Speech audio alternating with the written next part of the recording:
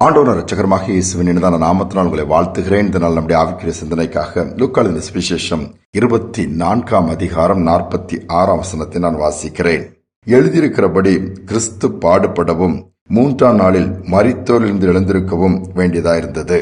இயேசு மரித்து உயிர்த்தெழுந்த பின்பு தம்முடைய சீஷர்களை சந்திக்கிறார். சோர்ந்து போயிருந்தாங்க, நம்பிக்கை இழந்து போயிருந்தாங்க. இயேசுவை பின்பற்றும் போது ஒரு பெரிய எதிர்பார்ப்பு. ஏனால் இயேசுவின் கரங்களினால் நடந்த அற்புதங்களை கண்ணார கண்டார்கள்.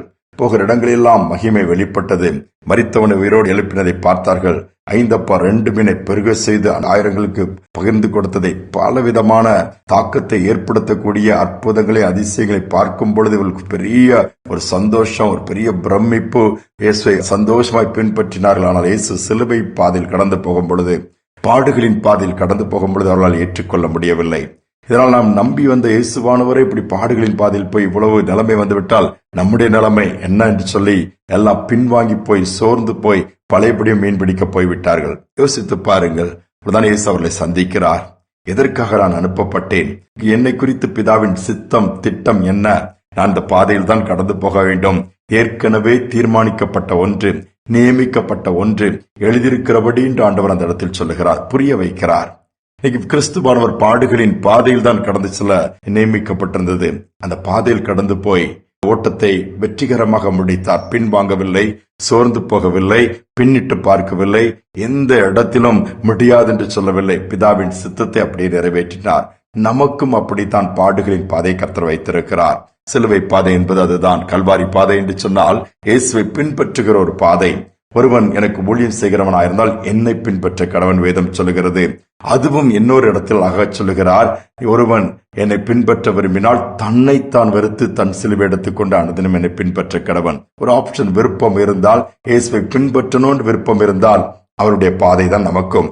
அதனால் ஏன் பாடுகள் ஆண்டவரே, ஏன் கஷ்டம், ஏன் எனக்கு இந்த பிரச்சனை என்று சொல்லி அந்த காரியத்தை அறிந்தவர்கள் புலம்ப மாட்டார்கள். ஏனென்றால் இயேசுவின் பாதை பாடுகள் நிறைந்ததுதான். ஆனால் அது என்ன? நம்மளை பயிற்றுவிக்கிறது, அது உருவாக்குகிறது, அவருடைய ராஜ்யத்திற்கு பங்குள்ளவர்களாய், அதற்கு தகுதியுள்ளவர்களாய் மாற்றுகிறது என்பதுதான் உண்மை. அதனால்தான் ஆண்டவர் தமது பாதையை காண்பிக்கிறார். தான் பட்ட பாடுகளை நமக்கு காண்பிக்கிறார், உணர்த்துகிறார். அதுதான் நமக்கு தைரியத்தை கொடுக்கிறது. பாடுகளின் பாதையில் கடந்து போன இயேசு தைரியமாய் சொல்லுகிறார், என் பின்பற்றி வா. ஏனென்றால் பாடுகளினுடைய வேதனை அவருக்கு தெரியும், அதனுடைய வலி அவருக்கு தெரியும், அதனுடைய கஷ்டம் அவருக்கு தெரியும். அதனால் தான் சொல்லுகிறார், அந்த வழியை பின்பற்றி வாங்கள் சொல்லி. நாம் எப்படி இருக்கிறோம்? ஒரு சமயம் ஒரு ஊழியர் சொன்ன காரியம் எனக்கு ஞாபகம் வருகிறது. அவர் சரீரம் பலவீனப்பட்டது, டயாலிசிஸ், அவருடைய கிட்னி பாதிப்பு ஏற்பட்டு டயாலிசிஸ் பாதையில கடந்து போனார். சரீரம் முழுவதும் வலி, அவருக்கு அதை தாங்கவே முடியவில்லை. அழுது கொண்டே இருந்தேன், ஆண்டவர் இந்த வலியை நான் தாங்கிக் கொள்ள முடியவில்லை, நான் உமக்காக தானே ஊழியம் செய்கிறேன், உம்மை தானே பின்பற்றுகிறேன், இவ்வளவு காரியங்களை உமக்காக தியாகம் பண்ணியிருக்கிறேனே, ஆனாலும் ஏன் இந்த பாதையை என்னால் ஏற்றுக்கொள்ள முடியவில்லை என்று சொல்லி தனியாக உட்கார்ந்து தனது அறையில் அழுது கொண்டே இருந்தாராம். இயேசுவிடமிருந்து எந்த பதிலுமே வரவில்லை.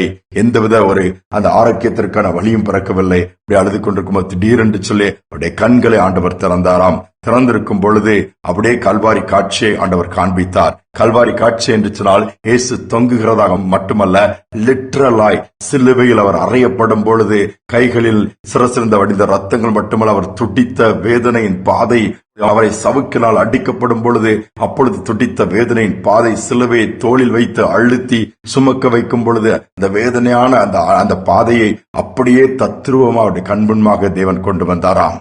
இதை பார்க்கும் பொழுது அந்த ஊழியர் அலறிவிட்டாராம். இயேசுவை, இதனை பார்த்து என்னால் தாங்கிக் கொள்ள முடியவில்லை, போதும் போதும் நிறுத்துங்கன்னு சொல்லி, என்னுடைய வேதனை இதோடு ஒப்பிட்டு பார்க்கும் பொழுது என்னுடைய வேதனை ஒன்றுமே இல்லை என்று சொல்லி அந்த இடத்திலே அந்த காட்சி முடிந்த உடனே அவருக்கு ஒரு புது தைரியம் வந்ததாம். நான் படுகிற பாடு ஒன்றுமே இல்லை, இயேசுவின் பாடுகளுக்கு ஒப்பிட்டு பார்க்கும் பொழுது இவைகள் கொஞ்சம் கூட பாடுகள் கிடையாது என்று சொல்லி தொடர்ந்து எஞ்சிய நாட்களும் ஆண்டுடைய பலத்தினாலே பாடுகளை குறித்து கவலைப்படாமல் ஊழியத்தை நிறைவேற்றினார். யோசித்து பாருங்கள், ஏன் கிறிஸ்துவானவர் பாடுகளை பார்க்கும் பொழுது நம்முடைய பாடுகள் ஒன்றுமில்லாமல் போய்விடுகிறது?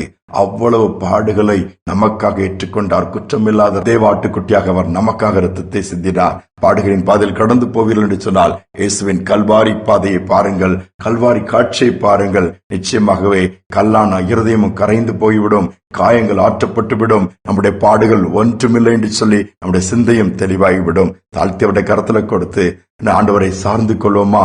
செபிப்போம். அன்பின் தகப்பனே, பாடுகளை நாங்கள் நினைத்து பார்க்கிறோம் அப்பா. எங்களுக்காக, எங்களுடைய மேன்மைக்காக, எங்களுடைய வாழ்வுக்காக நாங்கள் நித்திய ஜீவனை சுதந்திரிக்கும்படியாக உம்முடைய ராஜ்யத்துக்குள் பங்குள்ளவராய் மாறுவதற்காக உம்முடைய சரீரத்தை பிக்க கொடுத்தீர். உம்முடைய கடைசி சொட்டு ரத்தத்தையும் சிந்தினீர் ஆண்டவரே.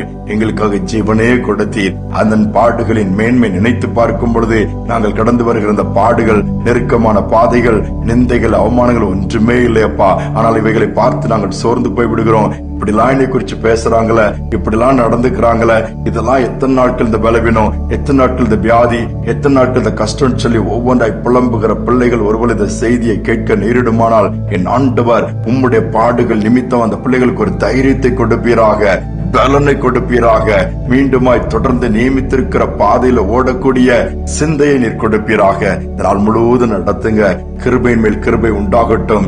எந்த பக்கத்துல நெருக்கங்கள் வந்தாலும் சோர்ந்து போகாதபடி, பின்வாங்காதபடி உண்மையை சார்ந்து கொண்டு தொடர்ந்து நீர் நியமித்த பாதையில் ஓடி நீர் நியமித்த காரியங்களை செய்ய அனுக்கிரகம் பண்ணுங்க.